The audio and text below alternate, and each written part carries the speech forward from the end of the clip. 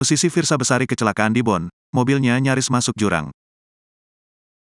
Musisi Firsa Besari mengalami insiden kecelakaan di Kabupaten Bon, Sulawesi Selatan. Insiden kecelakaan yang dialami Firsa Besari tersebut tidak sampai menimbulkan korban meskipun mobil nyaris masuk jurang. Beruntung mobil kecelakaan yang ditumpangi Firsa Besari tersebut menabrak batu sehingga tidak sampai terjun bebas ke jurang. Diduga kejadian itu karena sopir yang mengemudikan mobil ngantuk hingga tertidur. Akibatnya kecelakaan tunggal ini tidak terelakkan. Sopir sepertinya tertidur saat perjalanan dari Bon menuju Makassar. Mobil menabrak batu, namun untungnya batu tersebut ada. Jika tidak, mobil bisa terjatuh ke jurang. Semuanya baik-baik saja, tulis Firsa dalam cerita Instagramnya yang dikutip pada Minggu, tanggal 4 Juni tahun 2023.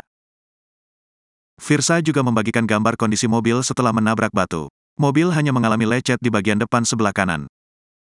Lokasi kecelakaan diduga terjadi di daerah Sumpang Labo, Desa Liliriawang, Kecamatan Bengo, yang dikenal memiliki jalanan berkelok dan rawan kecelakaan.